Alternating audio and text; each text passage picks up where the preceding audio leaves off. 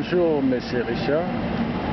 Bonjour, Monsieur Jérôme Okito, le propriétaire et puis le responsable du journal Le Patriote. Merci pour l'opportunité pour passer message à la communauté congolaise et à Western Cape. Merci de Koutani Lisusu. Les Loisali samedi, jour il réunion où il y a CCWC et ça les marins à la place Cédric Nyanza.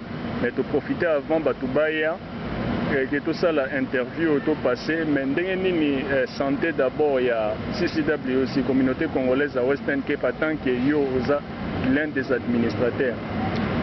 Merci pour la question. La santé à CCWC est vraiment bien et l'évolution dans le réseau qui est très bien.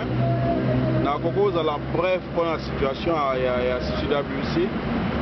Nous avons informé les patriotes, les membres de la communauté congolaise à Western Cape ainsi que le CCWC que en tout cas, tous en forme, tous en réunion sur Ndenge Sengeli.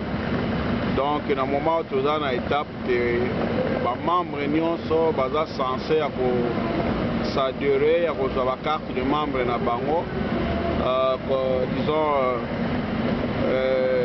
application form, le formulaire est déjà disponible. Alors, va passer, va contacter le numéro à CCWC Oyoba. Suivant le formulaire pour s'enregistrer. Alors, il y a un pour vous dire que nous allons au Salema et l'Union Saboni qui est membre de la communauté congolaise, il est temps. Au Léo, Ayawayao, Loba Loba, Lobby Lobby, tant que des places où on junior les carte de membres nayo, Ozanga Loba, le moment est là. Ceux qui vous ont informé, voilà l'occasion que Yango et Pesami Konayo, il y a déjà quand même ma carte de membre en circulation. Merci. Merci, Namoni, vraiment en tant qu'un administrateur, vous avez respecté procédure Ndenge et Sengeli d'après Stati, puisque Stati est celui qui est membre et Zali Moutou d'abord à s'adhérer, à remplir fiche d'adhésion et puis à commis une carte et puis à contribuer contribution mensuelle et puis à participer régulièrement à la réunion. Yo, en tant qu'administrateur, je crois que côté on a toujours un peu sévère, c'est ça?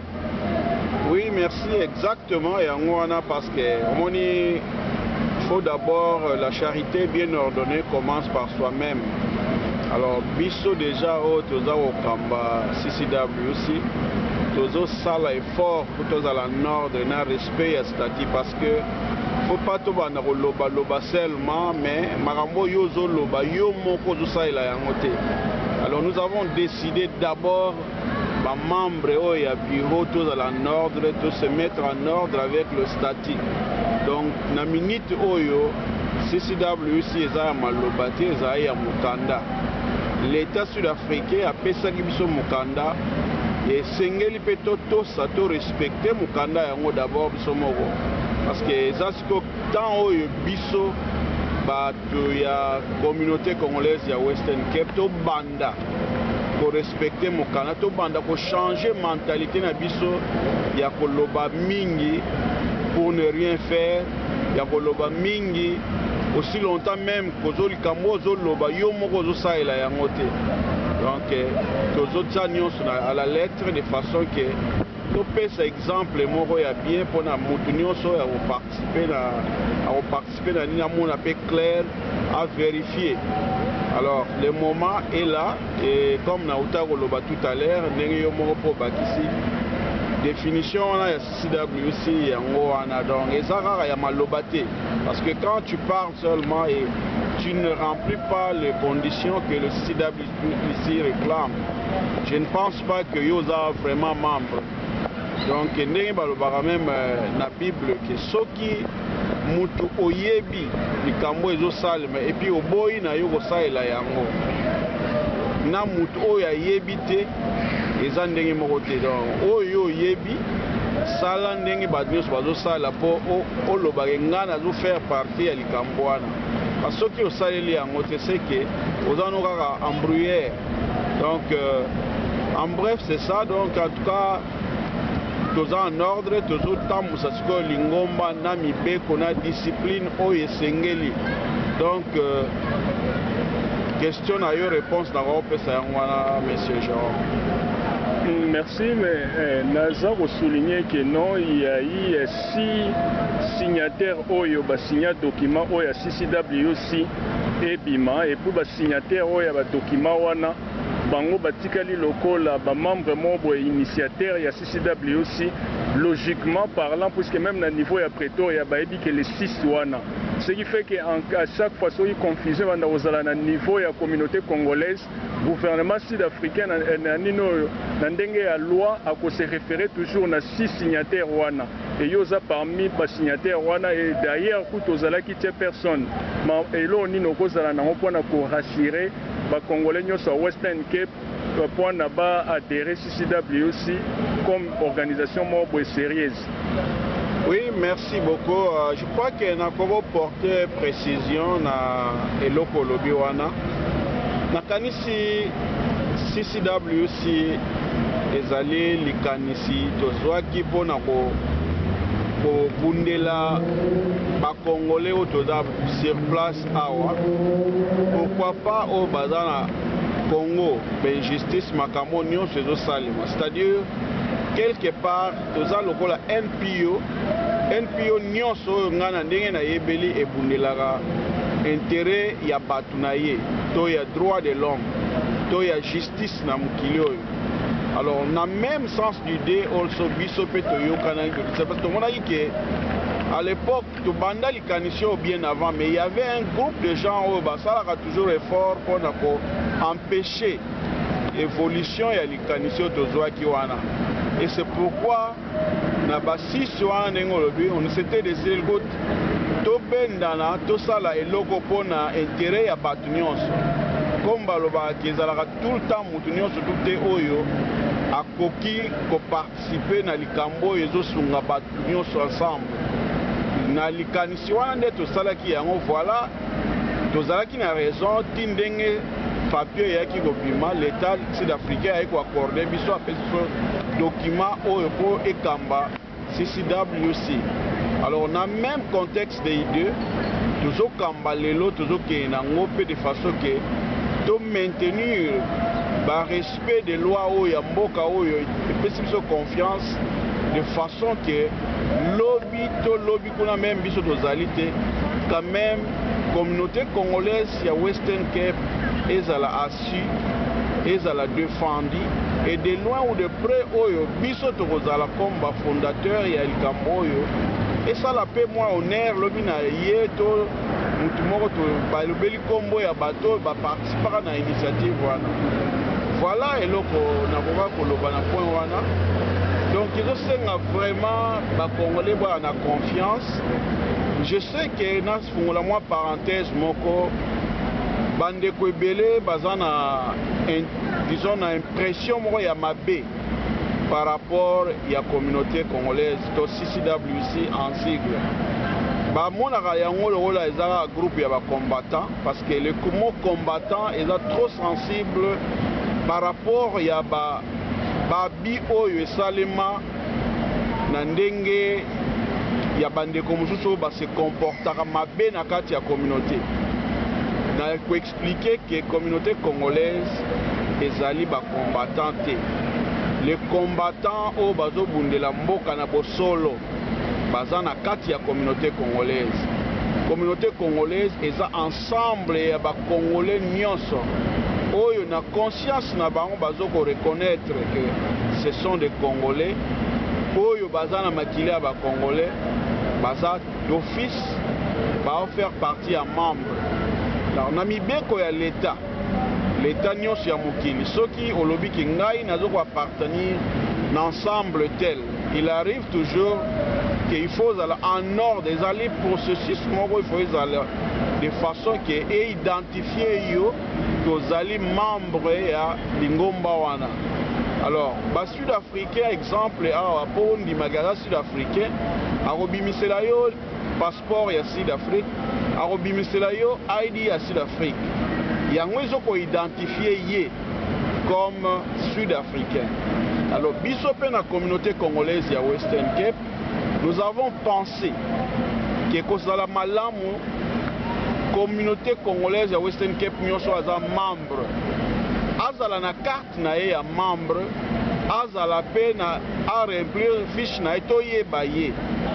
Abanda pe ko participer na ba réunion, a contribuer pe na fin du mois pour na lisungi ya bureau etambola pe na bandeko mosusu ndenge ezala. Alors yango wana carte wana eza en vague na fiche d'adhésion. Na sima lango ba mamweze ebele oyo communauté ezo s'engager nango. Toujours défendre makambo nyonso ezo frapper oyo eza membre. Alors moto mosusu ntango mosusu akokomprendre ete pourquoi congolais nyonso tuti aza na to pekisi congolais moko te, congolais nyonso oyo ye moko alingi, parce que eza na bacongolais mosusu bakoma na bango baétranger. Alors balingi na bango s'associer na communauté na bango te, tokoki koforce ye te, tokoki mpe kooblige ye te, mais consciemment soki oyebi koza congolais yo moko oyebi ke lingomba ya bakongolais oyo eza na sens moko normal, na sens moko ke tozala ensemble to résoudre baproblème na biso en tant que bakongolais ensemble, nayebi pour quelle raison okosa éloigner nango. Alors ce que je comprends, je sais que la plupart de nous, tout le temps, déception est belle parce que les gens disent souvent que non, lingomba ba congolais boyé, lingomba ba congolais ou la raté, tout ça, mais parmi ces lingomba ba congolais on est ou la raté, mais tu es aussi du nombre parce que toi tu es aussi un congolais. Alors pourquoi pas créer différence, tout ça la différence, un moment à l'autre. Moi je crois que bah dire nion soana et dans la sens et dans la place dans le monde à l'élo. Biso tozalia wa tozotam mozalelo. Je vais vous dire que communauté congolaise est dans un compte bancaire, communauté congolaise enregistrée dans SARS, communauté congolaise est allée en ordre dans l'état sud-africain. Donc les Camerounais sont congolais à tous les niveaux, nous sommes obligés, que nous avons le droit ou le devoir ya kokende pour se présenter to la kizimu kana na biso ba kopesa biso respect et puis considération. Bien sûr parce que nalina baxelo mo parce que beaucoup de nos frères bakanza soki aux membres de la communauté congolaise, il faut beaucoup mibeko keno yiba et puis baya ko défendre parce que non. Il faut tous amibeko ya mboka isika tozali. C'est vrai l'homme se cause à la part injustice par nin. Ataba loya ya moni loya zakalingaka yeba likamu nini oyo sali d'office ayebi soki na likamu boya en tout cas oza na tort mais tokobunda po tolembisa situation wana na likambo oza na raison en tout cas tokobunda ekosuka boyeboye. C'est dans ce contexte là oyo toza kobundela tokobundela tokoza na bamakambo mo ebele na kati ya communauté sociale ezali makambo ya kodefendre mpe biso bazali ya baloya tout ça toza na baorganisation nyonso wana toza kotravailler ensemble. Alors oyo yo moko congolais oyo oza vraiment sérieux ozo comprendre que l'union fait la force, pardon ndenge balobaka ngonga yango oyo o congolais alingi boye. Mais là, on a que la plupart des membres de la communauté Nabiso sont très contents de l'évolution où tout sali, tout comme à niveau de carte de membres. Nous avons des cartes de membres à qualité supérieure, il y a bien. Et voilà un peu on a mon frère journaliste, M. Jérôme, propriétaire de Patriote. Vraiment réponse na kwa pesa na yango wana sengi na ba congolais nyonso oyo baza conscient que ba congolais balongola ba négativité na bango baya to tonga lingomba ensemble tout ça la fait différence cette fois-ci parce que nous donnons toujours des exemples, voilà les Nigériens, les Somaliens ainsi de suite, ils sont organisés, mais cette organisation viendra d'où? C'est de nous parce que c'est nous qui sommes là. Ce sont des hommes comme nous, alors s'ils peuvent s'organiser mieux, et nous aussi nous pouvons le faire. Je ne pense pas que c'est un problème pour ça. Donc c'est question d'avoir une conscience et d'interpeller le sens propre ya mutu na yo oye. Si tu ne comprends pas ozana balaki moko toko ko expliquer yo et yo poso ozana likanisa ko contribuer de bonne évolution oye to sangisi yango ensemble to tamboli communauté congolaise eza ya mutu eza ya ba brigante eza ya banente tozolandela makambo ezali juste o eza normal oyo eza que mutu oyo asali mabe toyebise kosali mabe tala mabe eza boye et toujours défendre honneur ya bacongolais dignité ya bacongolais soki oza moyibi tokosanctionne yo en tant que moyibi. Et puis je profite de cette occasion pour aussi interpeller les dirigeants et la communauté congolaise à Western Cape que nous devons être des exemplaires. Donc en tout cas dirigeants au nyonso azo diriger communauté congolaise ceux qui mbeba ezali toyoki yango yeba qu'il faut sanctionner landa parce qu'il faut banda d'abord kozala exemplaire ezate okosala n'importe quoi et puis oyo komi benga dirigeant non yango tokosenga na communauté soki omoni ke membre moko ya comité ya CCWC asali eloko escroquer yo asali makambo oyo moni keza vraiment contraire na loi. C'est le temps ya koluka de façon que o sala rapport benga biso tokolandela ye. Alors toza na besoin ya ba exemplaire toza na besoin tout ça la différence ya oyo ya liboso parce que soki tolobi lelo tobundela changement soki changement wana na biso moko tozali awa tozo changer te. Comment tu veux apporter le changement à quelqu'un d'autre aussi longtemps que yo moko ozo changer te ozaka ndenge ozala donc to banana ko changer biso moko na ma kambo to salaka na comportement na biso na bizaleli na biso comme ça to mema pe message ya changement na bato mosusu. Donc on a koka koloba yango wana pona question na yo.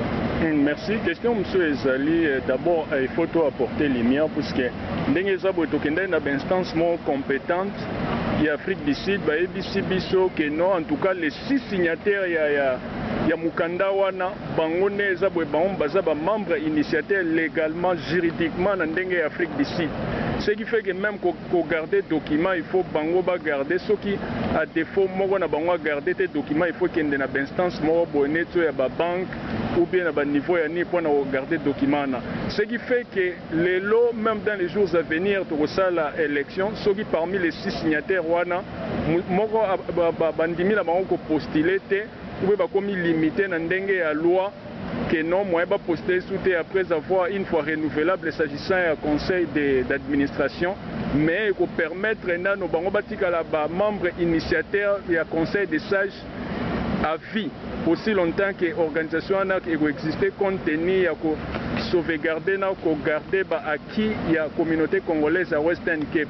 Na linga qui a apporté lumière dans le sens où on a pas comprendre depuis que non être un membre so congolais so beaucoup na so yebi so un membre CCWC so un membre moro effectif ou bien un membre engagé il faut nécessairement azala mini ya carte ya carte ya nino ya CCWC.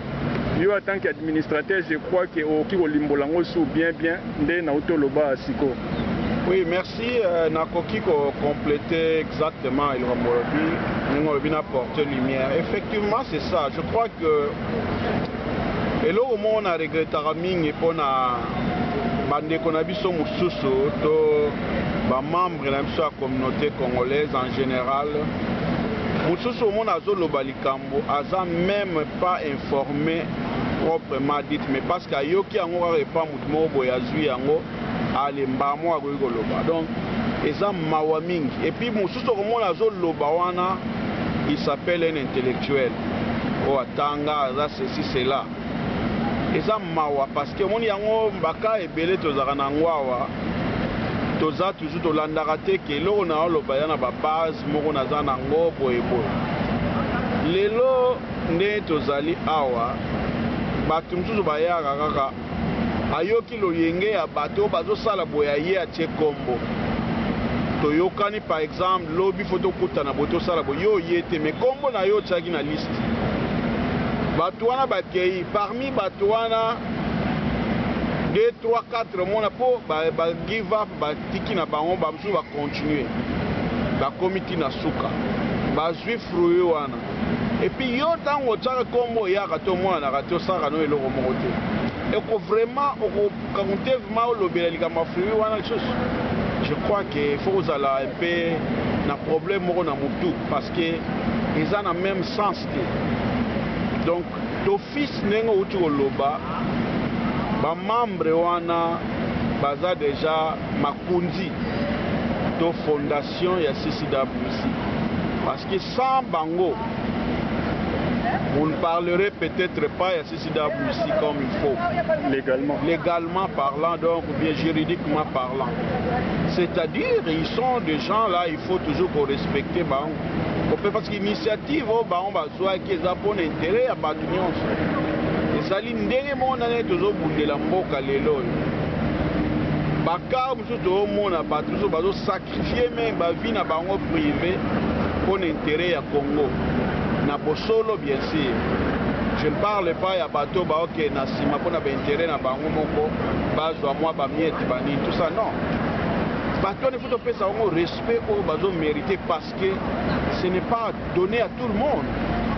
Je comprends. Donc le si batouana vraiment sans bango, on ne parlait même pas de ces documents.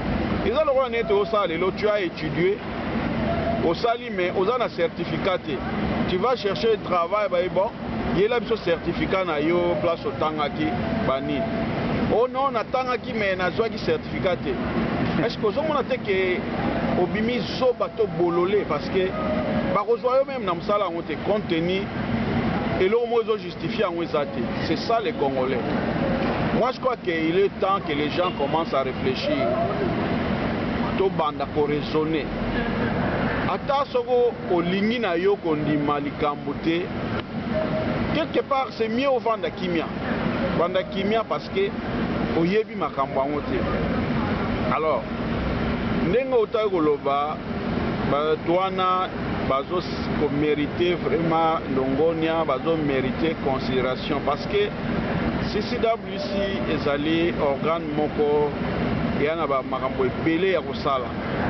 Pour l'intérêt à Congolais sur place d'abord et pourquoi pas pour l'intérêt à Biso en Boka na Biso kuna parce que dans le document autoza na yango nous sommes en mesure ya kokota ba biro nyonso oyo ya mondo oyo bakoyamba biso parce que toza na identification moko ils ont permettre biso to beta porte na biro nyonso bakoyamba biso bakomona biso batuna biso bino banani toza ba communauté congolaise. Qu'est-ce qui prouve que vous êtes de membres de la communauté congolaise? Comme je l'ai dit tout à l'heure, tozonga na likambo carte na biso yango yo bakotala yango oh je vois effectivement vous enregistrez déjà numéro bakomona on a carte ya carte. Donc voilà un peu ça. Et puis organisation nyonso, association nyonso etambolaka, il faut moins contribution et salement parce que bamakaming tozo kanisa pour sala yango il faut avoir un peu d'argent. Yango moto tie moins cotisation mais mabe ya batu na biso ebele okomona mususu azoloba ye moko to asaka na eloko moko te acontribuer bakane pete makambo mpe etali ye te mais azwi yango akomi koloba parce que ata moi eloko moko association ya moke ya kokende soki kokima mbango batiaka mwa contribution po epermettre bango après mbango peut-être bakosala soki eloko nini na bandi tosali mwa ebele deya na niveau ya communauté congolaise parce que nani totia yango te même na média. Alors makambo nyonso wana au moins toparcouraka toujours na bacotisation kobengaka kocontribuaka moke. On a eu des remarques banini tout ça. Alors le moment eza awa eza ya kodécourager batu te ya kokoluka te soki ndenge nini mais to encourager initiative oyo eza ya mutu moko te eza ya bacongolais tokende devant et to mettre makambo eza normal pour que esunga bato bakoyaka nsima na biso. Donc mpona yango en tout cas na te soki na je crois que na répondre yo bien na meki koexplike raison wana ndenge olobaki ba 6 membres wana baza quand même bamembre moko bakotikala permanent parce que fallait bato wana bazala mpo lelo to parler sur CCWC légalement comme nous avons souligné. Donc sans cela on n'aurait pas justifié la communauté congolaise de Western Cape. Merci.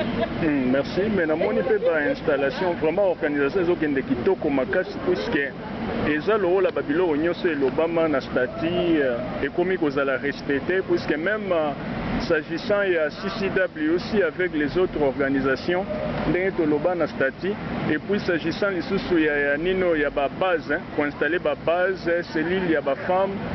Et c'est ça que nous tendre vers là. Et puis, nous avons dit que les membres du bureau, puisque le bureau, nous avons deux bureaux, conseil d'administration et puis le conseil des sages. Mais autant bien que les vrais membres, vraiment, na CCW aussi, en ordre, dans le paiement, puisque nous avons payé, nous avons déjà des contribution pour les fixer statutairement. À partir déjà du mois de novembre et les londoniens sont commis en février, sont commis en mars, c'est quoi autant de faire mars et ça aura 5 mois de foutre barrière. Alors pour na muto aye bakaza na bureau il faut foutre barrière wana et puis à l'accès ba membre nyonso ya bureau to fouti nino carte ya membre eza obligation. C'est obligatoire, il faut que le bureau ait une carte de membre. Il y a un monnaie et par-ci par-là, tout ça va avertir, alerte dans le sens que nous soit prétendre que non, parmi les administrateurs et les conseillers, il y a conseil des sages. Il faut que les Congolais soient une simple question. Comment on a carte, il y a membre et de là, on voit que ceux qui osent affaire avec un homme sérieux ou pas. Donc c'est ce qu'on voulait dire, mais il y a des choses à la fin, s'agissant il y a l'organisation un instant avant, l'installation il y a la cellule, en relation avec les autres organisations, il y a la communauté congolaise à Western Cape. Oui, merci. On a confirmé comme en tout cas, nous avons une bonne vision par rapport à l'organisation éthicale et puis la base, nous avons un processus déjà, il y a la base, nous avons la base partout pour de façon que les Congolais tous à la bomoko. C'est-à-dire, en tout cas, cette fois-ci, le statut est appliqué à la lettre. Le bagage est exemplaire d'abord, il faut que la bisomoko. Il faut que exemplaire pour de façon que tous ces appels va se mettre en ordre. Oh, il y a ligne à vérifier, secrétaire Azali, à Romon Saye, combien de fois Kingandi, M. Jérôme, M. Richard, M. Vincent, ainsi de suite. Qui est basé en ordre pour que la carte na bango. Le baki yango que tout ezala malobate parce que Congolais quelque part tolini koloba mingi pour ne rien faire. Alors ils ont le temps oyo muto yaza na sens ya raisonnement, na sens ya compréhension. Ayeba eloko nini azoloba, pona nini azoloba ngo, est-ce que aza na droit aloba yango, est-ce que est allié pour ça na eza nini parce que bato mosusu baza kaka eza kaka motema mabe ndenge balingaka ebele nga alingaka koloba bambwala mingi te ke bakongolais toza mitema mabe. Non, c'est pas tout le monde, mais il y a mwa poignée ya bakongolais oyo baza na motema mabe ya kodiabolize ya koloba likambo oyo mutu asali te obongiseli ye makambo lokola pouvoir oyo ya Kanambe na Congo omona mutu ayebi likambo wana te me mpo banuire ye basalire ye omona basali mwa makambo mwa montage ale batie nini wana alors eloko na koprofite na yango moni bato ebele basalaka biloko mosusu baoyeba danger nango te. Alors il faut tout ça très attention parce que ezali na bato oyo baacceptaka salité vraiment na vie na bango te. Alors bamakambo na bamboka toza eza bamboka oyo justice eza kolanda, toza na bisika oyo fo tosuka ntango tooloba tosala, parce que olobaka liloba ya pamba obimisi ekokotisa na prison. Alors il faut ozala en mesure de défendre likambo ozoloba. Donc si vous êtes en mesure de défendre le Cambodge, il faut faire très attention. Tant mieux le bano est en monté. Donc dès que vous avez le baquet, Nini Lobby qui est membre de la CCWC, c'est celui qui est porteur d'une carte de membre et celui qui participe à des réunions de la CCWC et celui qui contribue mensuellement. Voilà la première partie à définition. Il y a CCWC. À part être un Congolais de père ou de mère, ou en bref Congolais de souche. Donc, tous appels à membres et sympathisants au Bazar qui et l'euro, ça est bien. Dans la limite, par exemple, dans la membre effectif compte tenu la raison mais je suis avec vous. Bazali. Donc, et là on est au Lugayangwana. Au lieu de tout le monde l'audace ya koloba likambo ya CCWC ozo faire même partie oyo yebi même ndenge ezotambola te. Il est temps ça nous à la membre venez. Topekisi mutu te, toboyi mutu te. Yaka biro ezali okomona ba kopesa yo ba directive. Alors, c'est-à-dire il faut la procédure normale. Effectivement, il faut la procédure normale. Et ça, il y a lobate. Alors, on y a un lobaso, mutoyo qui a zoloba likambo CCWC, on ngam na sala boye. Et qui a jamais à mesure de produire une carte T. Alors, c'est que c'est un aventurier. Donc, en bref, c'est ça. Ceux qui sont vraiment membres de CCWC, tous en ici à Tokutanaka, et CCWC, ils ont la thèse, ils ont travaillé du jour au nuit. Tous en ligne et nous ne sommes pas là pour faire la publicité parce que les Amarambo, il faut d'action et se manifester. Et pour s'enregistrer par exemple, CCWC pour la reconnaître, vous savez exercice nini tout ça là qui ils a blagué donc il a bloqué belé zo senga na katiwana. Alors on a conseillé bande comme soso ce que Monique est réellement un membre de la CCWC, mon membre de la CCWC va faire ça formulaire na yo, et so remplir les conditions mais il faut que la CCWC s'allie à bateau et à troubler CCWC s'allie institution oyo ils ont respecté Mibé quoi l'État, institution oyo ils ont respecté d'abord Congolais. Congolais oyo dans mbeba et qui azo ko répondre na ba critères ya CCWC to ko expliquer to ko yebisa ye ou bien to ko convoquer ye so ito ju rapport wane ke to yebi ki to zana droit ya ko tuna e to ko tuna e yebaka ke soki muto azo ko salir CCWC to za en mesure ou capable même ya ko porter la justice akende koyebisa biso blogo azoloba soki eza na sens parce que ezali institution oyo eza reconnue na l'état sud-africain. Voilà. Sikoyo mot ya fin eza ndenge nini mpona interview puisque ezalaki interview moko ya bien mpona koapporter lumière et puis il faut kala mingi te réunion ezobanda yango nazosenga osala mot de la fin. Bon, mot de la fin eza que bandeko na ngai patriotes congolais, tous à l'ensemble, tout la théorie seulement, tout mais passer na action, na pratique. Les camions sont au sala lelo oyo, ceux qui pratiquent les actes et ceux qui na maloba. Alors, effort oyo bandeko oyo to sali, poto comme na niveau to sali, na bateau baza vraiment raisonnable, honnête, bazo ko apprécier yango.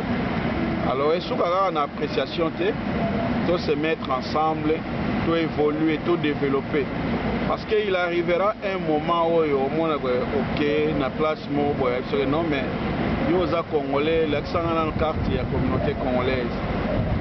oni ekozala mwa pokoso mpona yo mingi nayebi yango te toza na communauté congolaise te non mosusu olingi na yo kondima yango te mais okondima yango avec le temps de mauvaise foi donc ouais et donc ondimi te de mauvaise foi parce que oza na kati na makambo wana te non eloko oyo eza mpona lokumu ya bakongolais tomeka kosoutenir yango eloko oyo eza mpona lokumu mpe na dignité na yo encourager yango luka oyeba mieux oyeba plus que oyo yo oyebi parce que oyo tozoluka tozosalela eza mpona nga seulement te eza mpona bakongolais nyonso eza te onga naza membre ya kingandi naza boye oyo eza parti politique te ezali ensemble donc toza na bamembre oyo baza na kati baya mpe bamembre ya parti politique baya mpe bamembre ya bagroupe mosusu ya ba ONG banini mpe bazali na kati ya communauté congolaise donc biso toza